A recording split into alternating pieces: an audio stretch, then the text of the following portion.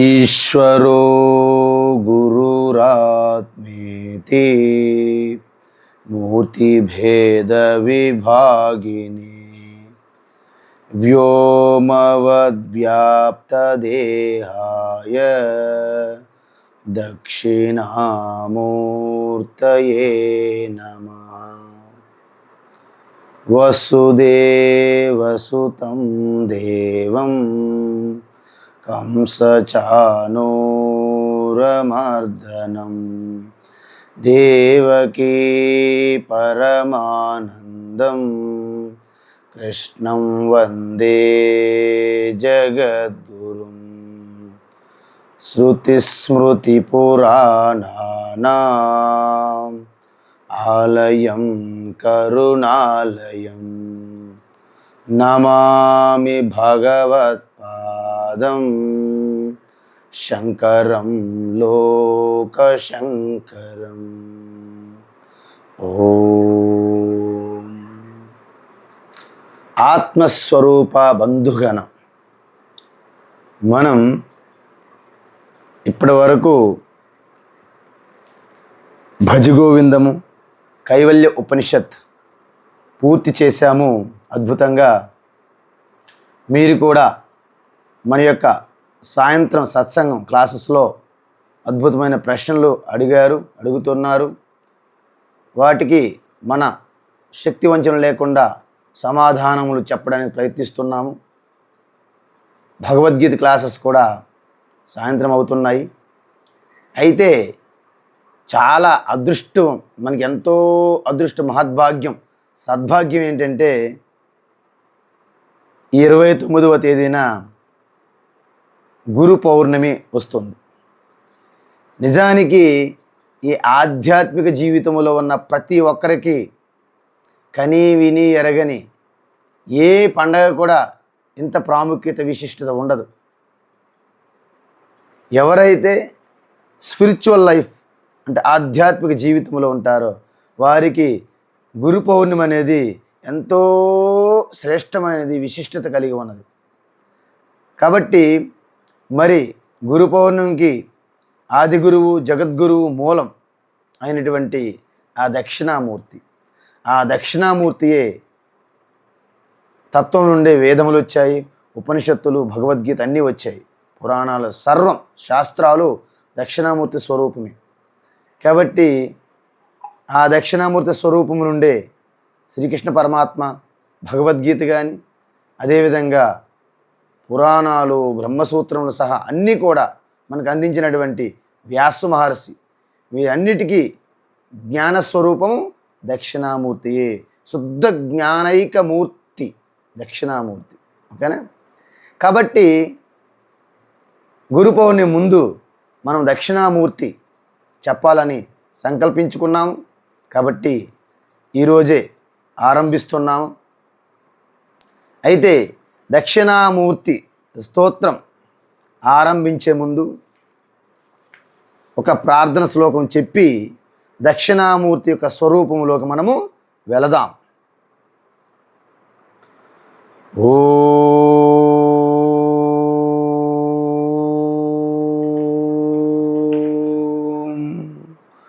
మౌనౌ వ్యాఖ్యా ప్రకటిత పరబ్రహ్మతత్వం యువానం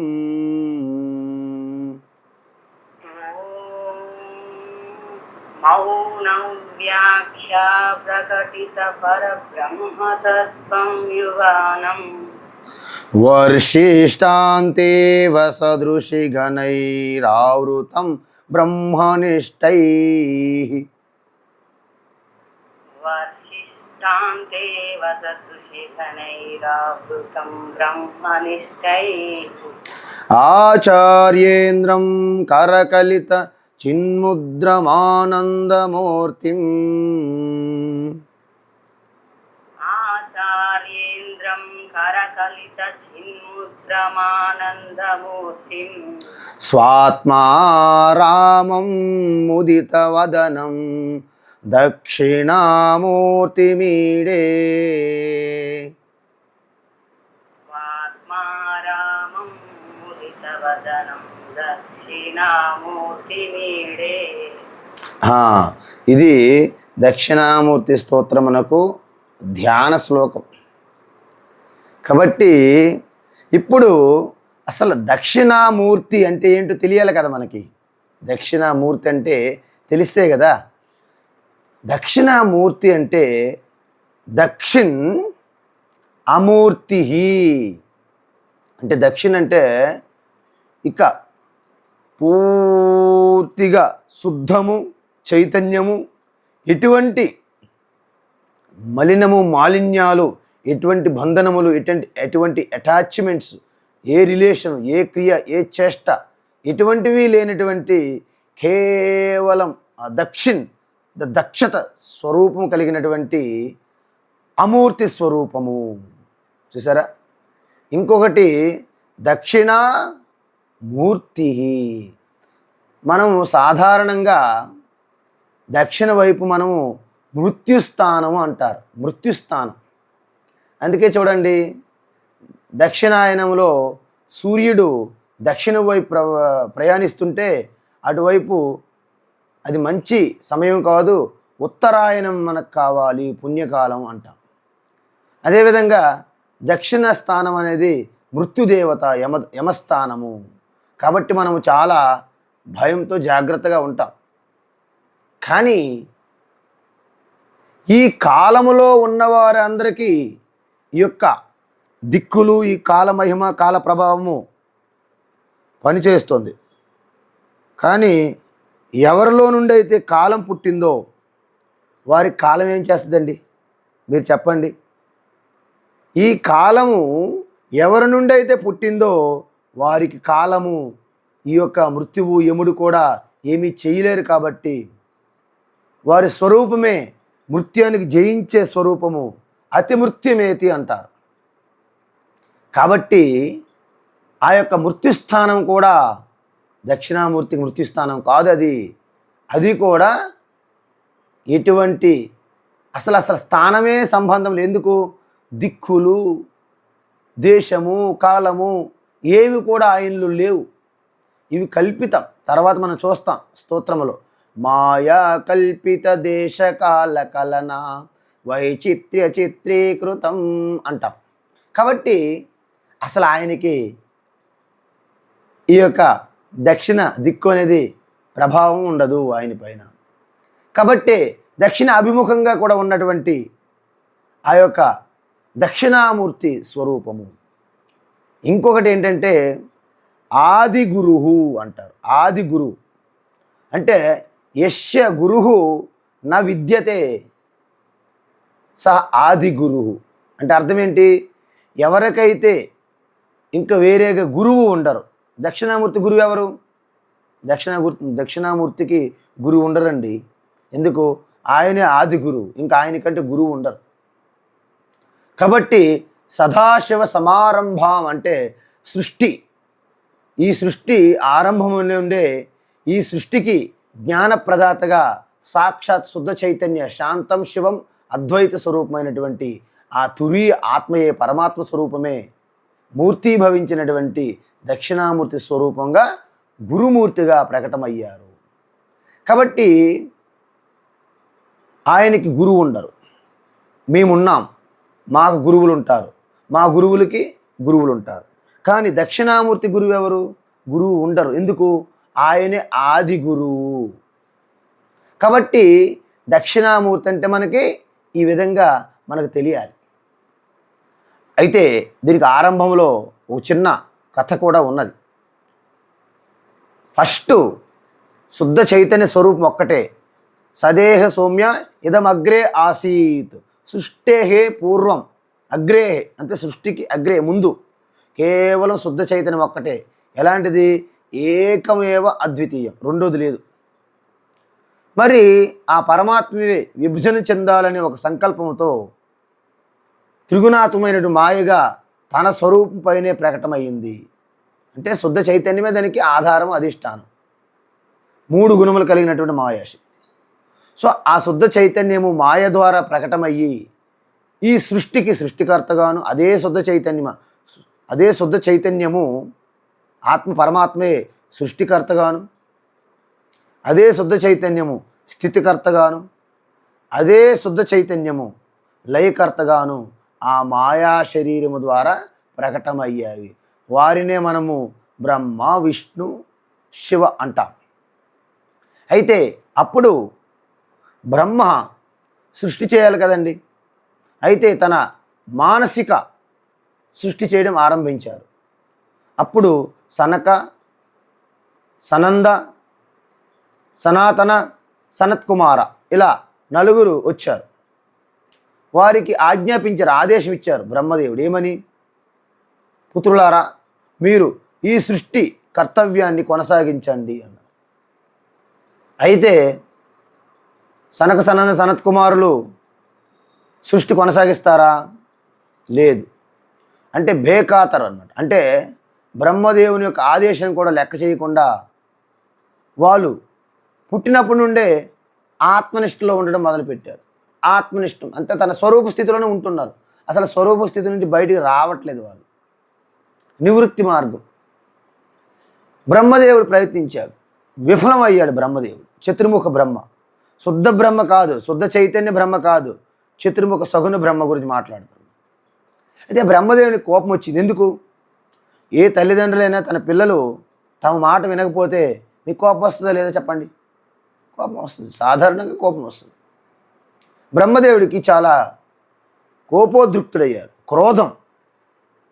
వీళ్ళు సృష్టి కర్తవ్యాన్ని కొనసాగిస్తారని నేను సంకల్పిస్తే నా సంకల్పానికి ఎదురు తిరుగుతారా? ఈ సృష్టి కర్తవ్యాన్ని విస్మరిస్తారా? నిరంతరం నివృత్తి మార్గంలో ఆత్మనిష్టలో ఉంటారా? ఇది ఎంతవరకు సబబు అని బ్రహ్మదేవుడు కోపం చెందాడు.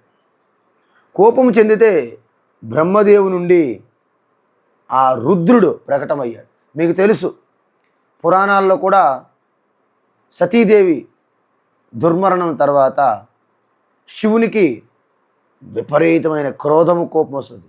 అప్పుడు ఆయన జడ నుండి వీరభద్రుడు వస్తాడు. మీకు తెలుసు, వినే ఉంటారు కథ. వీరభద్రుడు కూడా ఇంకా శక్తి, ఇంకా కోపానికి, ఇంకా నాశనానికి ఆ శక్తి సరిపోకపోతే భద్రకాళి కూడా వస్తుంది. ఎందుకు? మరొక జడ నుంచి వస్తుంది. అంటే ఈ స్వరూపం అంతా కూడా ఆ శుద్ధ చైతన్య పరమాత్మ నుంచి రావాలి. కాబట్టి అదే శివ రుద్రుడుగా ఆ యొక్క బ్రహ్మ ముఖం నుండి ప్రకటమయ్యాడు. రుద్రుడు అంటే ఇక కేవలం భయంకరమైనటువంటి కోప, తాప, ఆవేశ స్వరూపంగా రుద్రుడు ప్రకటమయ్యాడు.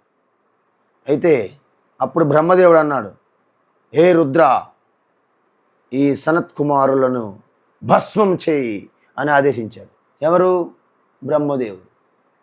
ఎప్పుడైతే రుద్రుడు ఈ సనక, సనాతన, సనంద, సనత్కుమారులను ఇలాగా అదే కోపంతో చూస్తే వారు నలుగురు కూడా ఆత్మనిష్టలో ఉన్నారు. కాబట్టి వారికి రుద్రుడు కోపం ఏమీ చేయదు. ఎందుకు చేయదు? ఎందుకంటే ఆత్మకి ఏ శస్త్రము ఛేదించదు, నీరు తడపలేదు, అగ్ని దహించలేదు. ఆత్మ శాశ్వతం, సనాతనం, సర్వవ్యాపి, సర్వాంతర్యామి. ఆత్మకు నాశనం లేదు. మరి రుద్రుడు ఏ విధంగా నాశనం చేయగలరు? వాళ్ళు ఆత్మనిష్టలో ఉన్నారు కదా. నైనం చిందంతి శస్త్రాణి నైనం దహతి పావకః నచైనం క్లేదయంత్యాపః నశోషయతి మారుతః అన్నాం కదా భగవద్గీతలో, ఉపనిషత్తుల్లో. కాబట్టి రుద్రుడు కూడా ఆ యొక్క కోపము, తాపము, ఆవేశం అంతా కూడా ప్రశాంత స్థితిలోకి వెళ్ళిపోయాడు. అంటే రుద్రుడు తన యథార్థంగా శివస్వరూపంలోకి వెళ్ళిపోయాడు, జ్ఞాన స్వరూపంలోకి వెళ్ళిపోయాడు, పరమశాంతి స్వరూపంలోకి వెళ్ళిపోయాడు. ఇప్పుడు వారిని చూసి, ఆత్మనిష్టలో ఉన్న వారిని చూసి తను కూడా ఆత్మస్థితిలోనే ఉన్నాడు తప్ప ఇంక కోపం మరి ఉండదు. ఆత్మలో కోపం ఉండదండి. సుఖదుఖాలు ఉండవు, రాగద్వేషాలు ఉండవు, కామక్రోధాలు ఉండవు, చిత్రమిత్రత్వాలు ఉండవు. తను కేవలం జ్ఞానస్వరూపం అయిపోయాడు. అంటే రుద్రుడు కాస్త జ్ఞానస్వరూపంగా దక్షిణామూర్తిగా మారిపోయాడు. దక్షిణామూర్తిగా మారిపోతే మరి ఆ నలుగురు బ్రహ్మనిష్ఠులో ఉన్నటువంటి నలుగురు సనక, సనంద, సనత్కుమారులు, సనాతనులు ఊరుకుంటారా? వారు వచ్చి గురుదేవా అని దక్షిణామూర్తి పాదాల దగ్గర కూర్చొని వచ్చి చూసారా? ఇప్పుడు మనకి దక్షిణామూర్తి స్వరూపం గురుస్వరూపము, సనక సనంద సనాతన సనత్ కుమారులు లాంటి వారు శిష్యులుగా ఒక స్టేజ్ సెట్ అయింది మనకి, స్టేజ్ ప్లాట్ఫామ్ వేదిక. సో అప్పుడు ఉన్నటువంటి సప్త ఋషులు సనత్కుమార సనాతన సనందనులు సనత్కుమారులు సనత్కుమారులు సనందన అంటారు, నలుగురు సప్త ఋషులు.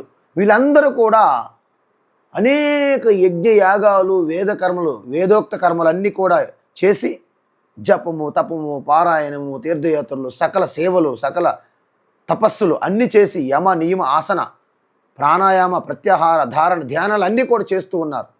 వాళ్ళందరూ కూడా తన ఆత్మస్వరూప స్థితిలో అల్టిమేట్ ఆఖరి స్థితిలో ఆత్మనిష్టలో సందేహాలు మిగిలే ఉన్నాయి.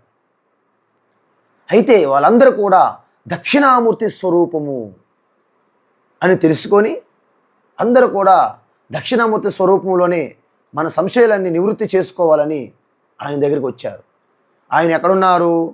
ఒక వటవృక్షం, పెద్ద వటవృక్షం మూలములో ఆ యొక్క వేదికగా ఆ మూలములో ఇలా కూర్చొని ఉన్నారు. అప్పుడు ఈ సప్త ఋషులు సనత్కుమారులు సనత్ సుజాతలు అందరూ కూడాను ఆ చుట్టూ చేరి కూర్చున్నారు. ఆయన ఎలా ఉన్నారు? మాట్లాడటం లేదు దక్షిణామూర్తి. ఏంటి? మౌనౌ వ్యాఖ్యా ప్రకటిత పరబ్రహ్మతత్వం యువానం. అంటే ఆ దక్షిణామూర్తి స్వరూపము నిత్య నూతన యవ్వన తేజస్సుతో వెలుగుతోంది, ప్రకాశిస్తోంది. యువానం, ఒక యవ్వనమైనటువంటి శరీరం ఎలాగైతే ఒక మంచి శిశువు ఎలాగైతే నవ్వుతుంటే అద్భుతమైన పరమానంద బ్రహ్మానంద స్థితిలో ఎలాగైతే వెలిగిపోతుందో ముఖం, ఆ విధంగా దక్షిణామూర్తి ఆ స్వరూపం వెలిగిపోతుంది ఆ బ్రహ్మ తేజస్సుతో, వర్చస్సుతో. అదేవిధంగా ఆయన మాట్లాడట్లేదు, కేవలము ఏంటి? ఈ యొక్క చిన్ముద్ర అంటే చూడండి, ఇది బొటన వేలు, ఇది చూపుడు వేలు, సో ఈ చూపుడు వేలు ఇలాగ కిందకి వంచి ఈ బొటన వేలుతో సంయోగం చెందడమే చిన్ముద్ర. ఇది చిన్ముద్ర, రైట్? ఇది చిన్ముద్ర, రైట్? ఇది చిన్ముద్ర. సో ఈ చిన్ముద్రలో ఎలా ఉన్నారు? మౌనం వ్యాఖ్య ప్రకటిత పరబ్రహ్మతత్వం. అంటే చెప్పకుండానే చిన్ముద్ర ద్వారా బ్రహ్మతత్వాన్ని ప్రకటిస్తున్నారు. దక్షిణామూర్తి చెప్పకుండానే చిన్ముద్ర ద్వారా ఈ యొక్క బ్రహ్మతత్వాన్ని ప్రకటిస్తున్నారు. ఎలాంటి వాళ్ళు? వర్షిష్టాంతే, అంటే వర్షిష్ట అంతే వాసులు, అంటే వాళ్ళందరూ కూడా బ్రహ్మచర్య నిష్టలు పాలించి ఎంతో తపస్సు చేసి తపస్సంపన్నులైన వాళ్ళందరూ కూడా ఆ ఋషిగణం అందరూ కూడాను ఆవృతం బ్రహ్మనిష్టై, ఎంతో బ్రహ్మని అతాతో బ్రహ్మ జిజ్ఞాస అంటారు బ్రహ్మసూత్రాల్లో మొట్టమొదటిది. సో బ్రహ్మతత్వం, ఆ బ్రహ్మనిష్ట ఆత్మనిష్ట గురించి తెలుసుకోవాలని జిజ్ఞాసతో ఆ యొక్క దక్షిణామూర్తి చుట్టూ చేరి కూర్చున్నారు. దక్షిణామూర్తి ఎవరు అంటే సంపూర్ణమైనటువంటి శ్రోత్రియం బ్రహ్మనిష్ట గురువు అన్నమాట దక్షిణామూర్తి. అంటే సర్వశాస్త్రములు తన నుండే ప్రకటమయ్యాయి. వాటి సారము తత్వము గూఢార్థం కూడా దక్షిణామూర్తికే తెలుస్తుంది బాగా, ఎందుకంటే ఆయన నుండే ప్రకటమైన జ్ఞానం కాబట్టి. ఆయన నుండే బ్రహ్మదేవునికి కూడా వేదములు ప్రకటమయ్యాయి. ఆయన నుండే దక్షిణామూర్తి నుండే బ్రహ్మదేవుని నుండి వేదములు ప్రకటమయ్యాయి. సో వేదజ్ఞానం సర్వం ఉపనిషత్తుల బ్రహ్మ విద్య అంతా దక్షిణామూర్తి స్వరూపమే కాబట్టి ఆయన ఆచార్యేంద్రం. ఆయన ఎవరు? ఆచార్యానాం ఇంద్ర.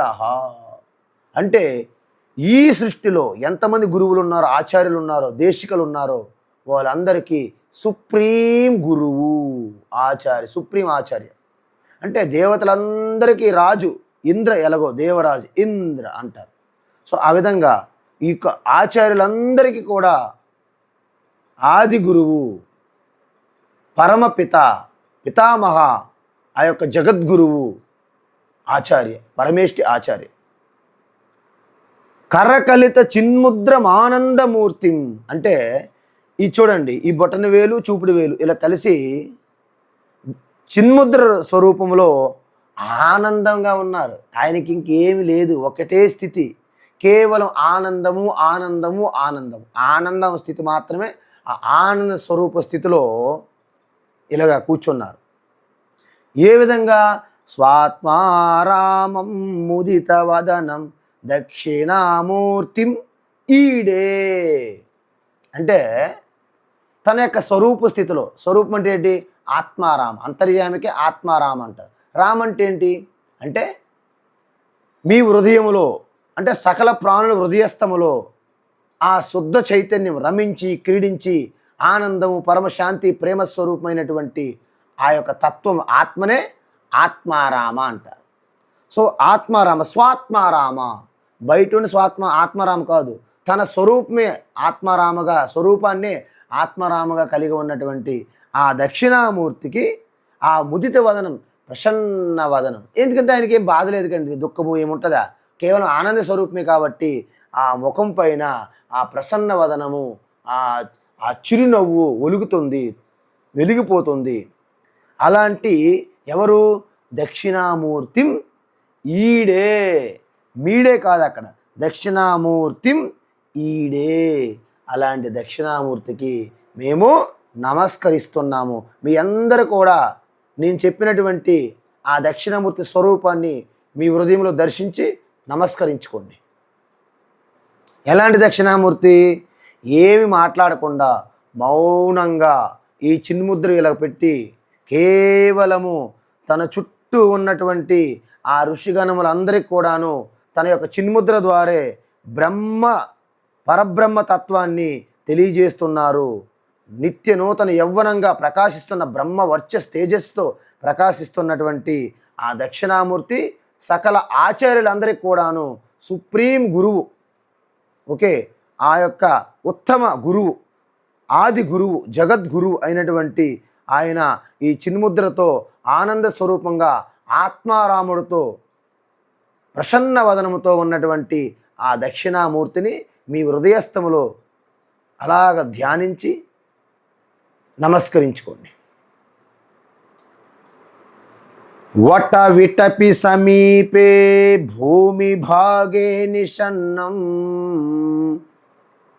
వట విటపి సమీపే భూమి భాగే నిషన్నం సకల ముని జనానాం జ్ఞానదాతారమారాత్ సకల ముని జనానాం జ్ఞానదాతారమారాత్ త్రిభువన గురుమీశం దక్షిణామూర్తి దేవం త్రిభువన గురుమీశం దక్షిణామూర్తి దేవం జనన మరణ దుఃఖచ్ఛేద దక్షం నమామి. జనన మరణ దుఃఖచ్ఛేద దక్షం నమామి. చూడండి, ఆ దక్షిణామూర్తి వట వృక్షము సమీపంలో, అంటే ఆ వట వృక్షం మూలము యందు ఇలా కూర్చున్న దక్షిణామూర్తి స్వరూపం. అయితే మరి ఇక్కడ వెళ్ళినటువంటి శిష్యగణాలందరూ ఏం చేస్తున్నారు? మునులు ఆ ఋషులు యోగులందరూ కూడా వాళ్ళందరూ వెళ్ళి ఆ దక్షిణమూర్తి స్వరూపం దగ్గర అంత సమీపంలో ఆయన చుట్టూ కూడా ఒక రింగులాగా ఆ పాదాల చెంత చుట్టూ ఇలాగ ఆవరించి కూర్చున్నారు. భూమి మీదే కూర్చున్నారు వాళ్ళు. ఎందుకు? గురువు గారు ఒక ఆసనం పైన, ఒక పెడెస్టల్, ఒక వేదిక పైన లాగా ఆ యొక్క వటవృక్షం పైన ఆసనం వేసుకొని దానిపైన ఎత్తులో గురువు గారు కూర్చుంటే ఆయన పాదాల వద్ద చుట్టూ ఆ నేలపైనే ఈ సకల ఋషులు, ఈ మునులందరూ కూడా అక్కడ కూర్చున్నారు. అయితే ఆ కూర్చుని వరకు ఏం చేస్తున్నారు? ఈయన చిన్ముద్ర ద్వారా మాట్లాడకుండానే ఈ జ్ఞాన ప్రకాశం అంతా వాళ్ళకు అందుతుంది. ఎందుకంటే ఆ ముద్ర చూసిన వెంటనే వాళ్ళు ఆ బుద్ధి ప్రచోదనమయ్యి ధియో యో న ప్రచోదయాత్ గాయత్రి మంత్రం. సో ఆ యొక్క చిన్ముద్ర చూసిన వెంటనే వాళ్ళకి అర్థమైపోతుంది, ఓహో బ్రహ్మతత్వం అంటే ఆ శుద్ధ బ్రహ్మ మా ఉపాధుల్లో ఉన్న చైతన్యం ఒకటే కదా. అంటే ఈ చిన్ముద్ర ఇది జీవబ్రహ్మ ఐక్యం తెలియజేస్తుంది అని దక్షిణామూర్తి స్వరూప సమీపంలోనే ఆ చిన్ముద్ర చూస్తూనే వాళ్ళ బుద్ధి వివేకము చెంది వాళ్ళకు ఉన్నటువంటి సంశయాలన్నీ కూడా ఏం పోవట్లేదు, పోయిన మొత్తం చిన్న భిన్నమై నాశనమైపోయే సంశయాలు. అందువలన దక్షిణామూర్తి స్వరూపం నుండి వాళ్ళకి జ్ఞాన ప్రసాదం అందుతుంది, ప్రసరిస్తుంది జ్ఞాన గంగ. అందుకే శివుడి నుండి మనకి ఆ యొక్క గంగ పడుతున్నట్టు ఉంటుంది. అది నిజానికి మీరు అనుకున్నట్టు మనం చూస్తున్నట్టు నీరు ఈ గంగ కాదు, అది జ్ఞాన గంగ, నిత్య ప్రవాహం, నిత్య ప్రవాహం. అందుకే గంగ జీవనది అంటారు చూడండి, ఎప్పుడు ఎండిపోదు, నిత్య ప్రవాహం, జ్ఞానగంగ. కాబట్టి ఈ విధంగా ఆ దక్షిణామూర్తి జ్ఞానదాత.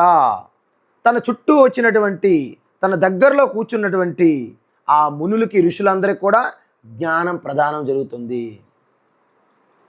అజ్ఞాననాశక శరణ సంరక్షక ఆత్మజ్ఞాన ప్రకాశ आओ गुरुदेव దర్శన దీజో తుముహో జగత కే దాత అంటాం కదా.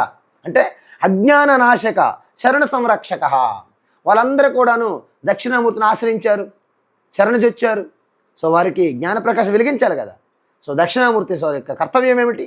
వాళ్ళందరూ కూడా ఆత్మజ్యోతి ప్రకాశిస్తుంది. ఎవరా దక్షిణామూర్తి? త్రిభువన గురుం ఈశం. త్రిభువన అంటే మూడు లోకాలు, ముల్లోకాలు గురుం. మూడు లోకాల్లో ఉన్న గురువులందరికీ కూడా ఆది గురువు, ఉత్తమ గురువు, జగద్గురువు ఆయనే. బ్రహ్మ గురువు ఆయనే, విష్ణు గురువు ఆయనే, శివ గురువు. బ్రహ్మ విష్ణు మహేశ్వరులు త్రిమూర్తులకి కూడా గురువు, ఆది గురువు, జగద్గురువు దక్షిణామూర్తి. జ్ఞానస్వరూపం కాబట్టి జ్ఞానం ఒకటి ఏమి లేదు అందులో, ఓన్లీ కేవలం జ్ఞానస్వరూపమే, శుద్ధ చైతన్య స్వరూపమే దక్షిణామూర్తి.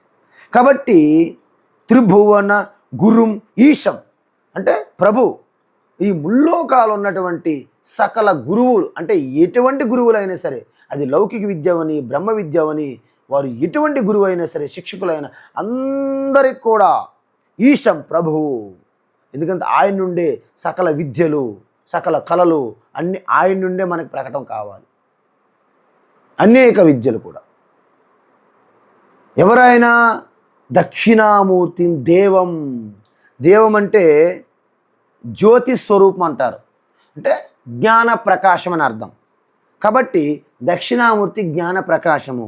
అలాంటి దక్షిణామూర్తి మనకేం చేస్తారు అంటే జనన మరణ దుఃఖ ఛేద. అంటే జన్మతో దుఃఖము, మరణంతో దుఃఖము, రోగాలతో దుఃఖము, వృద్ధాప్యంతో దుఃఖము, జన్మ దుఃఖం, జరా దుఃఖం, జాయా దుఃఖం, పునః పునః సంసార సాగరం, పునరపి జననం పునరపి మరణం అనే సంసార సాగరం దుఃఖం, తస్మా జాగ్రత్త జాగ్రత్త. కాబట్టి ఈ జనన మరణం వలన కలిగే, అంటే రెండు చెప్పాం మనం, జన్మ మరణం, మధ్యలో అనేకం ఉన్నాయి స్టేజ్లు. మీకు రోగాలు, వృద్ధాప్యము, అనేక కష్టాలు, బాధలు, ఇబ్బందులు అనేకం ఉన్నాయి మధ్యలో. వీటన్నిటికీ ఛేదించడము, ఒక్కసారి ఖండించడము, కట్ చేయడం, సిజరిన్ పెద్ద ఆపరేషన్. చూసారా, తల్లి బిడ్డకి ప్రసవించలేనప్పుడు ఆపరేషన్ చేస్తారు డాక్టర్.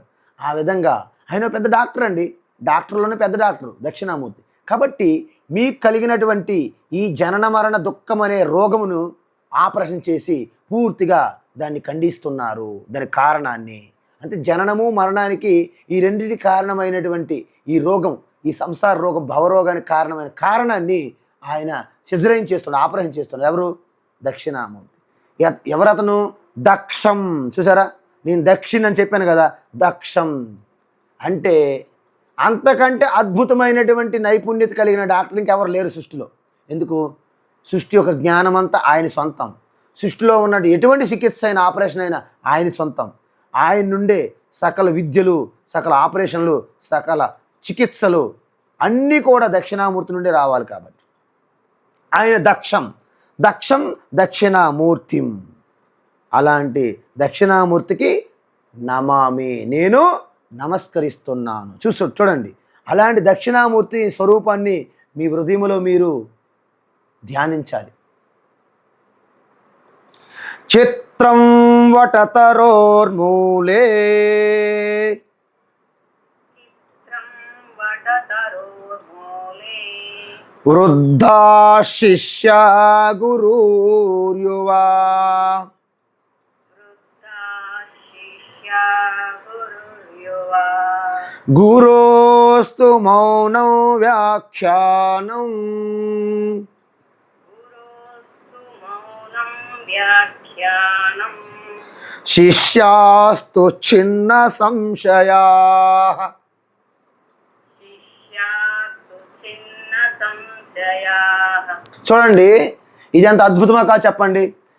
ఎందుకంటే జ్ఞాన స్వరూపం మూర్తీభవించినటువంటి జ్ఞానస్వరూపం దక్షిణామూర్తి ఆ ప్రకాశంలోకి వెళ్ళిన వాళ్ళందరికీ, అంటే మనకి ఎలాగైతే సూర్యుడు ప్రకాశిస్తే ఈ రాత్రిని చీకటి ఎలాగైతే పోతుందో దానంతరం అదే పారిపోతుందో, ఆ విధంగా దక్షిణామూర్తి స్వరూపం అనే జ్ఞానసూర్యుడు, జ్ఞాన భాస్కరుడు దగ్గరికి వెళ్ళినటువంటి ఈ అజ్ఞానంతో ఉన్నటువంటి ఈ సకల ఋషులు యోగులందరి యొక్క అజ్ఞానము ఈ రాత్రి అంధకారం వలె పారిపోతుంది సూర్యుని వెలుగు చూసి, సూర్యకిరణాలు చూసి.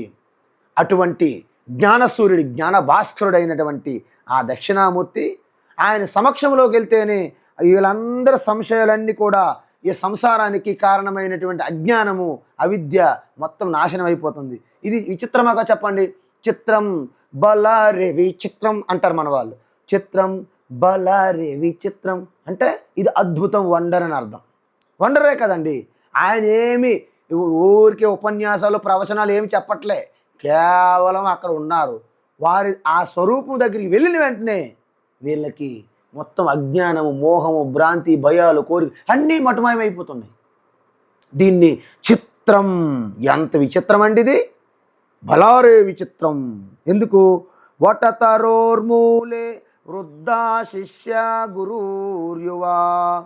ఆ వటవృక్షం యొక్క మూలంలో ఎవరున్నారు? శిష్యులు ఉన్నారు, గురువు ఉన్నారు. గురువు ఎలా ఉన్నారు? యువా, నూతన ఉత్తేజం తేజస్సుతో ప్రకాశిస్తున్నట్టు గురువు యువకుడు. మరి శిష్యులు ఎలా ఉన్నారు? వృద్ధులు, జటలు, గడ్డాలు, మీషములు అన్ని జటలు వేసుకొని శిష్యులు పూర్తిగా వృద్ధులై ఉన్నారు. గురువు యువకుడుగా నూతన యవ్వనంతో బ్రహ్మ తేజస్సుతో వర్చస్సుతో వెలిగిపోతున్న గురువు యువకుడు, శిష్యులేమో వృద్ధులు. ఇది విచిత్రమే కాదు చెప్పండి మీరు. మనమేమనుకుంటాము, నేను పెద్దోడినండి, నా వయసు అంతా నీకు ఇది లేదు, నువ్వు నాకు చెప్తావా? అరే నీ వయసు అయితే నీకు 90 సంవత్సరాలే, ఏం చేద్దాం, నువ్వు పరమానంద శిష్యుడు, నీకు ఎటువంటి జ్ఞానం లేదు. కాబట్టి మనకి జ్ఞానులు శాస్త్రం ఏమన్నాయంటే జ్ఞానవయోవృద్ధయో జ్ఞానవృద్ధయేవ గరీయసి. అంటే జ్ఞానులు వృద్ధులు ఇద్దరున్నారనుకోండి, జ్ఞానములో ఎవరైతే హయ్యెస్ట్ పూర్తి తత్వసారం గ్రహిస్తారో వారిని జ్ఞానవృద్ధులు అంటారు. వయసుతో ప్రమేయం లేదు, వయస్సుతో సంబంధం లేదు. ఆయన వయస్సు 20 సంవత్సరాలు అవునుగాక, కానీ పూర్తి శాస్త్రజ్ఞానం అభ్యసించిన తర్వాత ఆయన జ్ఞానవృద్ధుడు అంటారు ఆయనకి. నీ వయసు 80 సంవత్సరాలు అవునుగాక, నువ్వు వయస్సులోనే వృద్ధుడు తప్ప నువ్వు జ్ఞానంలో వృద్ధుడు కాదు. కాబట్టి ఈ యొక్క 80 సంవత్సరములు అయినటువంటి నిన్ను 32 సంవత్సరాలు అయినటువంటి శంకరాచార్యుని కంపేర్ చేస్తే శంకరాచార్యుని జ్ఞానవృద్ధులు అంటారు, నిన్ను వయోవృద్ధులు అంటారు. మరి వీరిద్దరిని కంపేర్ చేసి శ్రేష్టత, విశిష్టత ఎవరికి ఉంటుందంటే వయోవృద్ధుల కంటే జ్ఞానవృద్ధులకే ఎక్కువ ప్రాధాన్యత, ప్రాముఖ్యత. అందువలన జ్ఞానవృద్ధులు వయోవృద్ధులు ఉండేటప్పుడు మనం ముందుగా జ్ఞానవృద్ధులకే నమస్కరించాలని శాస్త్రం చెబుతుంది. మీరు అనుకోవచ్చు, మరి పెద్దవాడు కదండి. పెద్దవాడే, వయస్సులో పెద్దవారు, జ్ఞానములో చిన్నవారు. కాబట్టి బాలానామపి సుభాషితం అన్నారు. పిల్లవాడైనా సరే జ్ఞానం సంబంధించినటువంటి వాక్యం చెప్తే మనం శ్రద్ధగా తీసుకోవాలంట. చిన్నపిల్లవాడైనా పర్వాలేదు, ఎందుకు? జ్ఞాన ప్రబోధ అది. ఆ విధంగానే ఇక్కడ దక్షిణామూర్తి యువకుడుగా ఉన్నాడు, శిష్యులందరూ కూడా వృద్ధులుగా ఉన్నారు చుట్టూ. తర్వాత వారి సమక్షంలోనే వీళ్ళ యొక్క సంశయాలన్నీ నివృత్తి అయిపోతున్నాయి. కాబట్టి అంత కూడా విచిత్రం, ఎంత విచిత్రం చెప్పండి మీరు. కాబట్టి చిత్రం వటతరోర్మూలే వృద్ధా శిష్య గురుర్యువ. గురోస్తు మౌనం వ్యాఖ్యానం. గురువు మాట్లాడటం లేదండి, ముందే చెప్పాను నేను. గురువు చిన్ముద్ర స్వరూపంలో ఉన్నారు. గురువు యొక్క మౌనమే వ్యాఖ్యానము. ఆయన ఉపదేశం నోటితో చెప్పట్లే, ఆయన యొక్క మౌనంగా ఆయన యొక్క చిన్ముద్రే మొత్తం ఉపదేశం ఇస్తున్నది, వ్యాఖ్యానము. ఓకే. శిష్యాస్తు చిన్న సంశయ. ఆయన మౌనము ఆయన చిన్ముద్ర స్వరూపంలో అక్కడ ఆ సమక్షంలో ఉండడమే వాళ్ళ సంశయాలన్నీ చిన్న భిన్నమైపోతాయి. చిన్న భిన్నం అంటే అర్థం ఏంటి? ఒక మట్టితో చేసిన ఒక పెద్ద బాలు ఒక రాతి మీద కొట్టారనుకోండి, తీవ్ర వేగముతో ఎలాగైతే మట్టి చూర్ణమైపోతుందో అలాగా వారి యొక్క ఆ ఋషులు మునుల యొక్క ఇంతకు ముందు ఉన్నటువంటి సంశయాలన్నీ కూడా చిన్న భిన్నమైపోయినాయి. నిధయే సర్వ విద్యానాం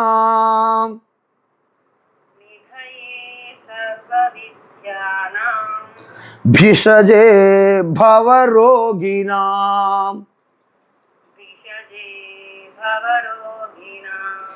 గురవే సర్వలోకానాం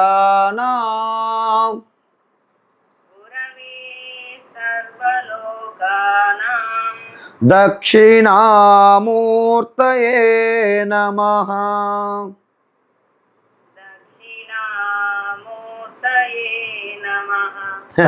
ఎంత అద్భుతం అండి ఈ శ్లోకాలన్నీ. మీ అందరికి కూడా దయచేసి నా యొక్క విన్నపం ఏమిటంటే, ఈ యొక్క ప్రతిరోజు ఉదయం ఒక్కసారి ఈ దక్షిణామూర్తి స్వరూపాన్ని మీరు ధ్యానించి ఈ శ్లోకాలు పఠిస్తే మీరు నిజమైనటువంటి బ్రహ్మనిష్ఠులు అయిపోతారు.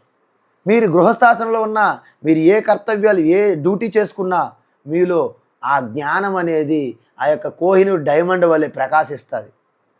ఎందుకంటే మనందరము ఆ పరమాత్మ స్వరూపం అయినప్పటికీ, మనందరము దక్షిణామూర్తి స్వరూపం అయినప్పటికీ బురదలో పడినటువంటి ఒక ముత్యం వల్లే మనము మెరవట్లేదు, ప్రకాశించట్లేదు. కారణం ఆ అజ్ఞానం పోవాలి. అజ్ఞానం పోవాలంటే దక్షిణామూర్తిని మీరు ఆశ్రయించాలి. కాబట్టి నిధయే సర్వ విద్యానాం అంటే సకల విద్యలకి, మీ ముందే చెప్పాను, ఈ భూమండలంలో కానీ స్వర్గలోకంలో కానీ పాతాళలోకంలో కానీ భూహు భువస్సువ మహాజన తప సత్యలోకాలు, అతల వితల తలాతల మహాతల రసాతల పాతాల, ఎన్ని లోకాలు మీ ఇష్టం, మీరు ఊహించుకోండి. అంటే నేను ఊరికే 14 లోకాల వరకు చెప్పాను పేర్లు.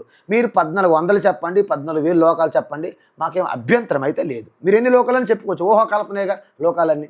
కాబట్టి ఎన్ని లోకాల్లో ఎంతమంది శిక్షకులు గురువులు ఏమున్నా, ఎన్ని విద్యలు ఉన్నప్పటికీ వాటన్నిటికీ బీజము, మూలము, కారణం, సోర్స్ దక్షిణామూర్తి. చూసారా? సకల విద్యలు. స్వామీజీ నాకు డౌట్ వస్తుంది, ఇప్పుడు పేకాట ఉంది కదా, పేకాట ద్యోతము పేకాట ఆడతారు కదా, మరి ఆ విద్యకు కూడా మూల కారణం ఎవరు? దక్షిణామూర్తి. దొంగతనము అది కూడా విద్య, ఎంతో ప్రొఫెషనల్ ఉండాలి కదా స్వామీజీ. ఆ వంచకులకు వంచకుడు నేనని చెప్పాడు రుద్రంలో. కాబట్టి అది కూడా దక్షిణామూర్తి. అంటే అర్థం ఏంటి? దక్షిణామూర్తి విద్య యొక్క పరిణామం మీద ఉండదు, ఉపాధి మీద ఆధారపడి ఉండదు. ఆ ఉపాధిలో వెనక కలిగిస్తున్న శక్తి. ఇప్పుడు కరెంటు వలన స్వామీజీ కరెంటు వలన నాకు లాభమా నష్టమా? ఎలాగ చెప్పగలం లాభమా నష్టం? చెప్పలేను నేను. ఎందుకు? నువ్వు కరెంట్ని బాగా వాడుకుంటే నీకు ప్రయోజనం, నువ్వు తప్పుగా వాడుకుంటే షాక్ కొట్టి పడిపోతావు. ఇప్పుడు దాన్ని ఏమంటాం మనం చెప్పండి? ఆ విధంగా దక్షిణామూర్తి ఒక ఎలక్ట్రిసిటీ టైపు. ఆయన్ని మనము ఏ విధంగా వాడుకుంటే ఆ విధంగా తథాస్తు అంటాడు ఆయన. కాబట్టి నిధయే సర్వ విద్యానాం, అన్ని విద్యలకి కూడా నిధి, జ్ఞానప్రదాత, జ్ఞాన నిధి. ఆ నిధి అన్ని విద్యలకి, అన్ని చికిత్సలకి, అన్నిటికీ, అన్ని రోగాలకు కూడా మందు అతనే. అన్ని విద్యలకు కూడా ఆయనే కారణం, ఆయన ప్రబోధ, ఆయన జ్ఞానస్వరూపం. కాబట్టి భవరోగిణాం, సకల విద్యలకి ఈ సంసార రోగానికి, భవరోగిని, భవ అంటే సంసారం కాబట్టి పునరపి జననం పునరపి మరణము, ఈ సృష్టి స్థితి లయ, దీని అంతని సంసారం అంటారు. ఈ భవరోగానికి ఆయనే బిషక్, డాక్టర్. బిషజే అంటే ఆయనే డాక్టరు. చూసారా? మనకి ఏదైనా సరే చిన్న పంటి నొప్పి, ఒంటి నొప్పి, కాళ్ళ నొప్పి, నడుము నొప్పి ఇవి ఉంటాయి కదా, కీళ్ళ నొప్పి, ఈ నొప్పులు ఉన్నాయి కదా, మన నొప్పులు, దంతం నొప్పి, ఒంటి నొప్పి, పంటి నొప్పి ఉన్నాయి కదా, కాళ్ళ నొప్పి, కీళ్ళ నొప్పులు, ఈ అన్ని నొప్పులకి మనము డాక్టర్ దగ్గరికి వెళ్తాము. కానీ డాక్టర్ మందులతోనో లేకపోతే కొన్ని చికిత్సలు ఏవో చేసి ఈ రోగమే తగ్గింది. కానీ మీ అజ్ఞానం అనే దాని నుండి జనించినటువంటి మోహము, భ్రమ, భ్రాంతి, భయము, కోరికలు, ఈ రోగంలో మీరు ఎప్పుడు తిరుగుతూనే ఉన్నారుగా. ఇవి అయిపోయినా పోనీ నా శరీరం నేను తగలబెట్టేస్తాను, నేను ఇటు నుంచి బయటపడతానా? లేదు. నువ్వు ఈ శరీరం తగలబెట్టుకుంటే ఇది ఒక పాపంగా మళ్ళీ యాడ్ అయ్యి మరింత ఇలాంటి మానవ జన్మ కూడా రాకుండా నీచమైన జన్మ పొంది మళ్ళీ సుఖదుఖాలు అనుభవించాల్సిందే. అంటే నేను ఈ శరీరం తగలబెట్టి నాశనం చేసి తప్పించుకోలేనా? ఖచ్చితంగా తప్పించుకోలేడు. మరి ఎలా తప్పించుకోవాలి స్వామి? జ్ఞానం. అజ్ఞానం పోయి అక్కడ జ్ఞానం, నీ యొక్క జ్ఞాన స్వరూపం ప్రకాశించాలి. మనందరము జ్ఞాన స్వరూపులమే, కానీ అజ్ఞానం అనేది ఆవరించి ఉంది పొర. దాన్ని పోగొట్టుకోవాలంటే మనలో ఏకాగ్ర సిద్ధించి అభ్యాసం చెయ్యాలి. మనలో అంకిత భావం, శరణాగతి కావాలి. ఈ దక్షిణామూర్తికి మీరు ఆశ్రయిస్తే మీకు 2 లాభాలు. ఏంటి? అజ్ఞాన నాశనం. అజ్ఞానంతో పాటు అజ్ఞానం అనే తల్లికి దాని యొక్క సంతానం ఉంది. ఏంటి? మోహము, భ్రాంతి, భ్రమ, తర్వాత కోరికలు, భయాలు, దుఃఖము, బాధ, రాగ, ద్వేష, కామ, క్రోధ, లోభ, మోహ, మదమాత్సర్యాలన్నీ కూడా ఆ యొక్క అజ్ఞానం అనే తల్లి యొక్క సంతానం. వాళ్ళందరూ పోతారు. ఎందుకు? తల్లిని మీరు నాశనం చేస్తే సంతానం అంతా పోతుంది. ఒక చెట్టు తల్లి వేరు నుండి మొదటి నుంచి మొత్తం నాశనం చేశారనుకోండి, కొమ్మలు ఉంటాయా, ఆకులు ఉంటాయా, ఫలములు ఉంటాయా? ఏమీ ఉండవు. ఎందుకు? తల్లి వేరు నుండి మీరు కొట్టిపడేశారు, మూలం నుండి. కాబట్టి ఈ భవరోగానికి మూల కారణమైనటువంటి మీ స్వరూపాన్ని కప్పి ఉంచే ఆ అజ్ఞానాన్ని నాశనం చేసి ఒక చికిత్స చేస్తారు. ఎవరు? దక్షిణామూర్తి. ఆయన భవరోగానికి ఔషధాలు ఇస్తారు, చికిత్స చేస్తారు. కాబట్టి ఈ అన్ని విద్యలకి, అన్ని రోగాలకి ఆయనే డాక్టరు, అన్ని విద్యలకి ఆయనే గురువు. ఎలాంటి గురువు ఆయన? సర్వలోకానానికి, అన్ని లోకాలకి గురువు. అలాంటి తస్మై శ్రీ గురవే నమః అంటాం కదా, అలాంటి గురువుకి, దక్షిణామూర్తికి నమస్కారములు. ఇది చాలా అద్భుతం. ఎంత అదృష్టం మనకంటే ఈ యొక్క గురు పౌర్ణమి ముందుగా మనము దక్షిణామూర్తి తత్వాన్ని మనం స్మరించుకుంటున్నాం. ఈశ్వరుడు కల్పించిన మనకి గొప్ప అవకాశం. ఓం నమ ప్రణవార్థాయ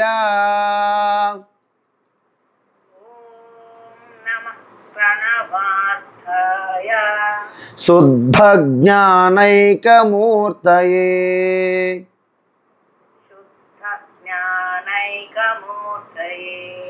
నిర్మలాయ ప్రశాంతాయ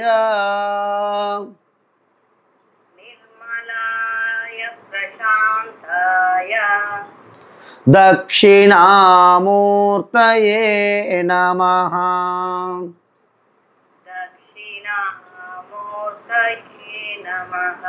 ఆ దక్షిణామూర్తి అంటే ఎవరండి?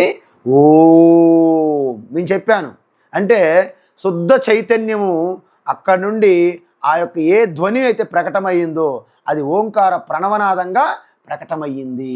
అంటే ఆ యొక్క సృష్టి ఎప్పుడైతే శుద్ధ చైతన్య పరమాత్మ విభజన చెందాలనే సంకల్పం ద్వారా ఓం ముందు ప్రకటమైంది. ఆ ఓంలో 3 అక్షరాలు బీజములుగా లోడై ఉంటాయి తల్లి గర్భంలో బిడ్డలాగా. ఏంటవి? అకార, ఉకార, మకారాత్మకంగా ఏక బీజాక్షరముగా ప్రణవనాదము. అది శుద్ధ చైతన్యంకి ఒక నామవాచకంతో మనం చెప్పాలంటే అదే ఓం. కాబట్టి ఆ శుద్ధ చైతన్య, ఆ ఓంకార స్వరూపుడికి ఓంకారాయ అంటాం మనం. మీరు విన్నారా ఓంకార స్వరూపుడని? ఓంకారం బిందు సంయుక్తం నిత్యం ధ్యాయంతి యోగినః కామదం మోక్షదం చైవ ఓంకారాయ నమో నమః అంటాం. ఆ ఓంకార స్వరూపుడు కాబట్టి ఆ ఓంకార స్వరూపానికి నమస్కారములు చెప్తూ, ఎవరైనా ప్రణవార్థాయ, ఆ యొక్క ప్రణవానికి యొక్క సారము, ఆ యొక్క ప్రణవంత ఓంకారం యొక్క సారం ఏంటి? శుద్ధ చైతన్య జ్ఞానము. సత్యం, జ్ఞానం, అనంతం బ్రహ్మ. అదే శుద్ధ జ్ఞానము. ఆ శుద్ధ జ్ఞానానికి ఒక మూర్తి రూపంగా మీరు ఇస్తే దాన్నే దక్షిణామూర్తి అంటారు. ఎందుకు? జ్ఞానానికి రూపం ఉండదు, లేదు. నిజంగా శుద్ధ చైతన్య జ్ఞానంకి రూపం ఎక్కడ ఉంది స్వామి? లేదు. కానీ ఆ శుద్ధ చైతన్యకి మనం ఒకవేళ రూపముతో మనం ఆపాదించాలి, రూపముతో నేను దర్శించాలనుకుంటే అది దక్షిణామూర్తి. సపోజ్ మనం ఇప్పటికే విని ఉంటాం, సనాతన ధర్మం, సనాతన ధర్మం, ప్రతి ఓడు సనాతన ధర్మం, సనాతన ధర్మం, ధర్మమో ధర్మం అంటారు కదా స్వామీజీ. ధర్మో రక్షిత, ధర్మాన్ని రక్షితమని రక్షిస్తుంటారు కదా. మరి ధర్మానికి ఒకవేళ రూపం ఇస్తే ఎలా ఉంటుంది స్వామి అంటే, రామో విగ్రహవాన్ సనాతన ధర్మ. ఈ సనాతన ధర్మానికి ఒక రూపం మీరు ఇవ్వాలనుకున్నారనుకోండి, ఆయనే శ్రీరామచంద్రుడు అండి. అందువలన శ్రీరామచంద్రుడి గురించి నానా నిందలు చేయడము, హేళన చేయడము, అవమానకరమైనటువంటి వ్యాఖ్యలు చేయడము వాళ్ళ మూర్ఖత్వానికి, వాళ్ళ పాపానికి పరాకాష్ట అవుతుంది. కాబట్టి రాముడు ఆ యొక్క ధర్మానికి, రూపము లేని ధర్మానికి ఒక రూపం మనం ఇస్తే అది రాముడని ఎలాగైతే చెప్తామో, శుద్ధ జ్ఞాన స్వరూపానికి రూపం ఉండదు, కానీ రూపం ఇస్తే ఎలా ఉంటుందంటే దక్షిణామూర్తి స్వరూపం. అందువలన ఆ దక్షిణామూర్తి స్వరూపం ఎలా ఉంటుంది? నిర్మలం. ఎటువంటి మలము మాలిన్యాలు ఉండవు, ఎటువంటి చెడు ఉండదు, ఏమి కల్తీ ఉండదు, దానిలో కల్తీ ఉండదు, కేవలం శుద్ధ నిర్మలం. నిర్మలం అంటే వాషింగ్ పౌడర్. నిర్మా అంటే అర్థం ఏంటండి? మీ బట్టలకున్న మురికి తొలగిస్తుంది అని అర్థం. అంటే అజ్ఞాన పూర్తి నాశనం అయిన తర్వాత ఆ యొక్క స్వయం ప్రకాశంగా ఆత్మజ్యోతి, స్వయం జ్యోతి, అంతర్జ్యోతి బహిర్జ్యోతి ప్రత్యగ్జ్యోతి పరాత్పర జ్యోతిర్జ్యోతి స్వయం జ్యోతి ఆత్మజ్యోతి శివోస్మ్యహం. ఆత్మజ్యోతి శివ, అదే స్వయం జ్యోతి, అదే జ్యోతుల కంటే జ్యోతి. అంతర్జ్యోతి బహిర్జ్యోతి, బయట అదే జ్యోతి, లోపల అదే జ్యోతి, అదే స్వయం జ్యోతి, అదే ఆత్మజ్యోతి, అదే శివ. ఆ శివే నా స్వరూపం, నేనై ఉన్నాను, అహమస్మి. అదే దక్షిణామూర్తి. కాబట్టి ఆ శుద్ధ జ్ఞానం ఏకమూర్తి, రెండోది లేదండి. ఏకమేవ అద్వితీయం బ్రహ్మ అని చెప్పాం కదా. శుద్ధ జ్ఞాన ఏకమూర్తి, నిర్మలము, ప్రశాంతం. చూడండి, మనము అన్ని విడిచిపెట్టి ప్రశాంతంగా ఉంటే కేవలం శాంతి తప్ప ఏముండదు అక్కడ. అలాంటిది ప్రకర్షణ శాంతి ఒక పెద్ద ముద్ద, ఒక ఘన రూపంలో శాంతి చూస్తే ఆ రూపమే దక్షిణామూర్తి. అడ్డేంటి? శాంతమూర్తి, ప్రశాంతమూర్తి. అలాంటి దక్షిణామూర్తికి నా నమస్కారం. చెప్పండి, అలాంటి దక్షిణామూర్తికి నమస్కరించకపోతే ఇంకెవరికి నమస్కరిస్తామండి మనం? మనకు అవకాశం.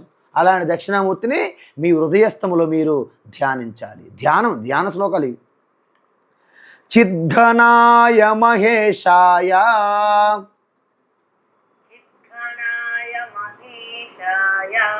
వటమూల నివాసినే సచ్చిదానంద రూపాయ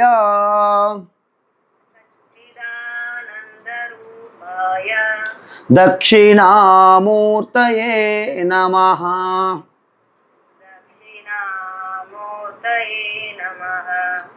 చూడండి, ఇప్పుడు చిత్ ఘనాయ అంటే, చిత్ అంటే చైతన్యం, ఘనము అంటే ఘనీభవించింది. ఇప్పుడు చూడండి, నీరు ఉంది, అది ఘనీభవిస్తే ఐస్ అవుతుంది. పెద్ద ఐస్ ముద్ద దిగింది అనుకోండి ఒక లారీ నుండి, ముద్దగా ఉంది ఐస్, అంతే, నీరు కాదు, ముద్ద. దాన్ని నీరు ఘనము అంటే జలఘనము అంటారు. జలఘనం అంటే నీరే ఘన రూపంగా ఉన్నది అర్థం. ఇక్కడ చిద్ఘనము అంటే అర్థం ఏంటండి? కేవల శుద్ధ చైతన్యము, ఘనీభవించిన చైతన్యం అంటే అర్థం ఏంటి? చైతన్యం తప్ప రెండోది లేదు అని అర్థం. అలాంటి మూర్తిభవించిన చైతన్య స్వరూపుడుగా ఉన్నవారు ఎవరు? మహేశుడండి. మహేష్ అంటే సకల దేవతలకి ఈశ అంటారు. ఈశ్వరుడు, ప్రభువులు, అందరు దేవతలు ప్రభువులే. ఒక దేశానికి అధిపతి కూడా ప్రభువే. ఈ దేశ రాష్ట్రపతి, ఈ దేశానికి ప్రభు ఈశ్వరుడు. ఈ దేశానికి ఈశ్వరుడు ఎవరు? ఈ దేశానికి అధ్యక్షులు. అదేవిధంగా ఈ భూమండలానంతరికి కూడా ప్రభు ఉంటారు. అదేవిధంగా స్వర్గాది లోకాలకి ప్రభు ఉంటారు, ఇంద్రులాగా. సో యావత్ సృష్టికి ప్రభు ఎవరు? మహా ఈశ, మహేశ. బ్రహ్మ విష్ణు మహేశ్వరులు అంటారు, విన్నారు కదా. మహాదేవ్, దేవతలందరికీ దేవుడు మహాదేవుడు, ఈశ్వరులందరికీ ఈశ్వరుడు మహేశ్వరుడు.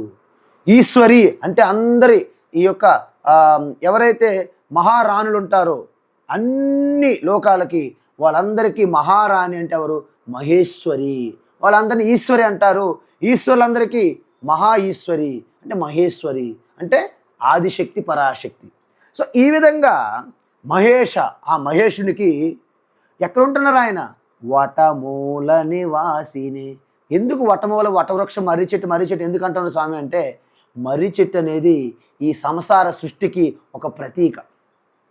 చూడండి, ఈ సంసారం అనే వృక్షము యందు అనేక ఓడలు, కొమ్మలు, శాఖలు, ఆకులు, పుష్పాలు, ఫలాలతో, ఆ కొమ్మలతో నిండి ఉంటుంది ఆ వటవృక్షం.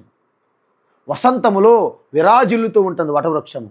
అదేవిధంగా చిన్న పవన తాకిడి కానీ తుఫాన్లు కానీ వచ్చిన ఆ ఆకులు కూడా ఎంతో శబ్దాలు చేసి పడకుండా చెట్టుకు పట్టుకొని అలాగ వేలాడి ఉండడానికి ప్రయత్నిస్తాయి ఆ వటవృక్షంలో. కానీ శిశిర ఋతువు వచ్చిన సమయంలో, శీతాకాలం వచ్చిన సమయంలో ఆ ఆకులన్నీ రాలిపోతాయి వాటంతటవే. కాబట్టి ఈ వటవృక్షంలాగే ఈ సృష్టి అనే వటవృక్షానికి సకల ప్రాణులు, జీవులన్నీ కూడా ఆ వటవృక్షం పైన నివాసం ఏర్పరచుకుంటాయి. సమయం వచ్చినప్పుడు, ప్రారంధ కర్మ పూర్తయినప్పుడు రాలిపోతాయి.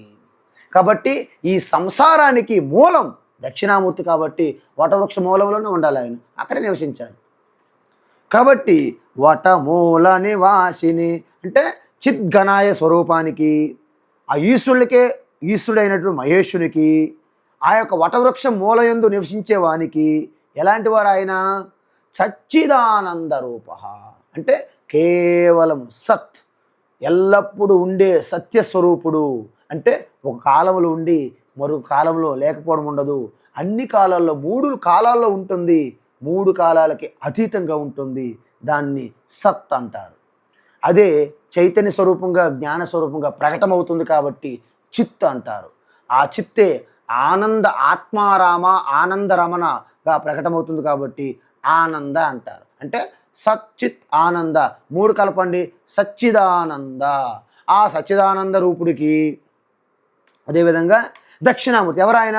దక్షిణామూర్తి. కాబట్టి చిత్ కేవలం చైతన్య స్వరూపుడి, జ్ఞాన స్వరూపుడికి, అదేవిధంగా సకల ఈశ్వరులు అందరికీ మహేశ్వరుడు, మహాదేవుడు స్వరూపానికి, ఆ యొక్క సంసార వృక్షానికి మూలంగా ఉన్నటువంటి స్వరూపానికి, సచ్చిదానంద స్వరూపానికి అయినటువంటి దక్షిణామూర్తికి ఆ యొక్క నమస్కారములు. నమః. ఇది చాలా ముఖ్యమైన శ్లోకం. ఇప్పుడు చెప్తున్న ధ్యాన శ్లోకం. నేను ప్రతిరోజు క్లాసు ముందు ఈ శ్లోకం చెప్తున్నాను. చూడండి, ఇది దక్షిణామూర్తి యొక్క ధ్యాన శ్లోకం. ఈశ్వరో గురురాత్మేతి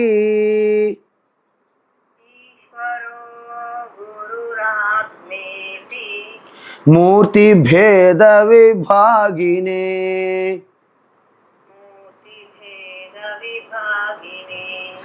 వ్యోమవద్ వ్యాప్త దేహాయ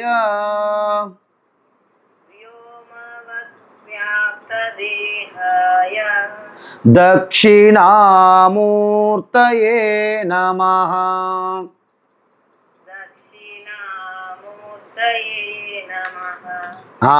చూడండి, ఇప్పుడు మనకి డౌట్స్ వస్తున్నాయి. మేము దక్షిణామూర్తి నమస్కరించు అని మాటికి స్వామీజీ మీరు దక్షిణామూర్తి నమస్కరించండి, ఆ రూపాన్ని ధ్యానించండి అంటున్నారు కదా. అయితే ఇలా ఎంతవరకు మన జీవితాంతం దక్షిణామూర్తి నమస్కరించుకోవడమేనా అంటే, ఇక్కడ ఏమంటున్నారంటే కాదు అంటున్నారు. ఏమి? ఎందుకు స్వామి కాదు మళ్ళీ అంటే, ఈశ్వర అంటే సాక్షాత్ దక్షిణామూర్తి ఈశ్వర కదా, ఈశ్వరుడే కదా. మరి ఆయనే గురువుగా వచ్చాడు కదా. ఎస్. మరి ఆయన చుట్టూ ఉన్నటువంటి ఋషులు, యోగులు, వారిలో కూడా ఆత్మస్వరూపం ఉందా? ఇంక వేరేది ఉందా? ఆత్మయే. మరి దక్షిణామూర్తి ఆత్మస్వరూపమా కాదా? అవును. మరి ఈశ్వరుడు ఆత్మస్వరూపమా కాదా? అవును. మరి గురువుగా వచ్చిన దక్షిణామూర్తి ఆత్మయే కదా? అవును. మరి సకల ప్రాణుల్లో ఆయనే ఉన్నాడు కదా? అవును. మరి ఇప్పుడు ఈశ్వరుడు, గురువు, ఆ శిష్యులు వీళ్ళందరిలో కూడా ఒకే ఆత్మ ఉన్నది కదా. ఎస్, ఒకటే ఆత్మ. మరి రెండోది లేదు కదా. ఎస్, లేదు. మరి 3 అని ఎందుకు విభజిస్తున్నారు మీరు అని అడగాలి ప్రశ్న. మీరే చెప్తున్నారు కదండి, ఈశ్వరుని యొక్క స్వరూపము ఆత్మ అంటున్నారు. గురువుగా వచ్చిన దక్షిణామూర్తి కూడా ఆత్మస్వరూపుడే. ఆయన చుట్టూ ఉన్నటువంటి జీవాత్మలుగా ఎవరైతే ఇంకా అవిద్యలో, అజ్ఞానంలో ఉన్నారో వాళ్ళలో కూడా నిజానికి ఆత్మే ఉన్నది. కానీ వాళ్ళపైనే కొద్దిపాటి అజ్ఞానం త్వర కప్పి ఉంది తప్ప ఆత్మస్వరూపులే కదా. మరి అందరూ ఆత్మలైతే మరి ఈశ్వరుడు వేరు, గురువు వేరు, శిష్యులు వేరు, ఈ జీవులు వేరు, ఎందుకు ఈ బాధ అంటే అంటున్నారు మూర్తి భేద విభాగినే. ఈ విభజన కేవలము ఈ యొక్క ఉపాధి బట్టి తప్ప ఆత్మలో భేదం లేదు. ఇప్పుడు చూడండి, శుద్ధ శుద్ధ జలము, నీరు తీసుకుందాం, శుద్ధ జలము ఓకే ఈశ్వరు అనుకుందాం, సపోజ్ శుద్ధ జలం అనుకుందాం. ఆ శుద్ధ జలము విశాలమైన సాగరంగా ఉందనుకో, దానికి ఏమంటాము? సముద్రం అంటాం. ఆ సముద్రములో విశాలంగా ఉండడం వలన కెరటములు, అలలు ఎగిసి పడుతున్నాయి, కెరటాలు, అలలు, బొడుగులు, తరంగాలుగా. మరి వాటన్నిటిలో కూడా ఏముంది? నీరే ఉంది. మరి సముద్రం యొక్క స్వరూపం ఏంటి? నీరే. మరి నీరు యొక్క స్వరూపం నీరే. అంటే నీరు ప్రకారంగా, నీరు దృష్టిలో, నీటి దృష్టిలో ఆ నీరు, సముద్రము, కెరటాలు, అలలు, తరంగాలన్నీ కూడా ఒక్కటే. మరి ఎందుకు తేడా వచ్చింది? మనము ఆ దృశ్యాలు నామరూపాల ప్రకారంగా చూస్తున్నాం కాబట్టి వాటి వలన వాటికి వేరు వేరు పేర్లతో పిలుస్తున్నాం తప్ప అవి ఒరిజినల్గా నిజానికి స్వరూపతత్వంగా నీరు ఎలాగైతే ఒక్కటో, ఈ ఈశ్వర, గురువు, ఈ యొక్క శిష్యుడు జీవాత్మగా ఉన్నటువంటి, ఇక్కడ ఆత్మ అంటే జీవాత్మలు, ప్రాణులు అని అర్థం. సో ఈ మూడు కూడా ఆత్మే. మరి ఉపాధులు బట్టి, వారి యొక్క ఫంక్షన్స్ బట్టి విభజన కలిగింది. మరి నిజానికి ముగ్గురు ఒకటి అంటున్నారు కదా, ఏ విధంగా ఒకటి అవ్వడానికి వీలుంది? ఏమైనా ఉదాహరణ చెప్తారా? చెప్తాను. ఆకాశవత్, వ్యోమ అంటే ఆకాశము, వ్యోమ అంటే ఆకాశవత్, వ్యోమవత్ అంటే ఆకాశములాగా, వ్యాప్త దేహాయ, ఆకాశం ఎలాగైతే వ్యాపించి ఉందో, గదిలో ఉన్న ఆకాశము, కుండలో ఉన్న ఆకాశము, కలశములో ఉన్న ఆకాశము, బయట ఉన్న ఆకాశము, అంత ఆకాశం ఎప్పుడు ఒకటే, విభజించబడదు. కానీ మనం ఇక సూది లోపల ఉన్నటువంటి ఆకాశము అంటారు. అంటే ఈ ఉపాధుల వల్లనే భేదం చూస్తున్నాం తప్ప ఆకాశంలో ఎప్పుడు భేదం లేనట్టుగా. అదేవిధంగా ఈ యొక్క ఈశ్వరుడు, గురువు, సకల ప్రాణుల్లో ఉన్న ఆత్మ ఒక్కటే, చిదాకాశ రూపంగా ఒక్కటే ఉంది. అది ఎవరు? అదే దక్షిణామూర్తి. ఆ దక్షిణామూర్తికి నా నమస్కారములు. ఇప్పుడు మనము అద్భుతంగా దక్షిణామూర్తి స్వరూపాన్ని మనము ధ్యానించాము. కాబట్టి ఆయన యొక్క దక్షిణామూర్తి యొక్క మీకు ఆశీర్వాదము, కృపా కటాక్షములు మీకు పూర్తిగా లభించినట్టు నేను భావిస్తున్నాను, విశ్వసిస్తున్నాను నా శ్రద్ధతో. ఎందుకంటే మనము దక్షిణామూర్తి స్వరూపతత్వాన్ని మీరు బాగా శ్రవణం చేశారు, మీ హృదయంలో అత్తుకున్నారు. ఆ రూపాన్ని మీరు పదే పదే దర్శించగలరు, ధ్యానించగలరు, చింతించగలరు, స్మరించగలరు, నమస్కరించగలరు. కాబట్టి ఆ దక్షిణామూర్తి ఫోటో మీ ఇంట్లో పెట్టుకోండి. ప్రతిరోజు దక్షిణామూర్తిని స్మరించుకుంటూ ఈ యొక్క అద్భుతమైనటువంటి శ్రవణం చెయ్యండి. ఇప్పుడు దీన్ని కూడా మేము మళ్ళా యూట్యూబ్లో పెడతాం కాబట్టి మరొకసారి వింటే, దక్షిణామూర్తి స్తోత్రం పట్టుకొని విన్నారంటే అద్భుతం. మీలో సాక్షాత్తు అష్ట ఐశ్వర్యములు కూడా, సప్త మాతృకుల అనుగ్రహము, నవదుర్గ యొక్క ఆశీర్వాదము, ఆ యొక్క సకల దేవతల యొక్క కృపా కటాక్షం మీకు కలుగుతాయి. అందులో ఎటువంటి సందేహం లేదు. ఇప్పుడు మనము ఈ యొక్క దక్షిణామూర్తి స్వరూపాన్ని తన హృదయములో ఔపాసన పట్టి శంకరాచార్య ఒక 10 శ్లోకాలు రాశారు మన కోసం. వీటిని ఏమంటారంటే దశరత్నాలు అంటారు, 10 రత్నాలు అంటారు. రత్నం, కోహినూర్ డైమండ్స్ 10 కలిపి ఒక మాలగా చేసి మనకి ఇచ్చారు ఆయన. కాబట్టి ఈ దక్షిణామూర్తి 10 శ్లోకాలు మన యొక్క సకల వేదము, వేదాంతాలు, పురాణాలు, ఇతిహాసాలు అన్నిటి సారము ఈ 10 శ్లోకాల్లో పెట్టారంటే ఎంత అద్భుతమైనటువంటి గొప్ప మహానుభావుడు, ఆచార్యుడు, జగద్గురువు, ఆది గురువుగా మనం కూడా ఆది శంకరులు అంటాం. ఆది శంకరాచార్యకి ఎప్పుడైనా శంకరాచార్యులు కాదు, ఆది శంకరాచార్య అందుకే అంటారనమాట. కాబట్టి మొట్టమొదటి శ్లోకం ఈరోజు ప్రారంభిద్దాం. ఎందుకంటే ఇది అద్భుతమైన సమయం. ఈరోజు దక్షిణామూర్తి స్వరూప తత్వాన్ని మనము ఆవాహన చేశాం కాబట్టి ఈరోజు మొట్టమొదటి శ్లోకం మనము ప్రారంభిస్తున్నాం.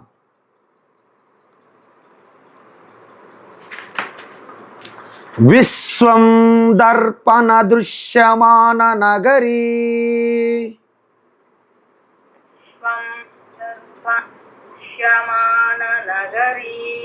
తుల్యం నిజాంతర్గతం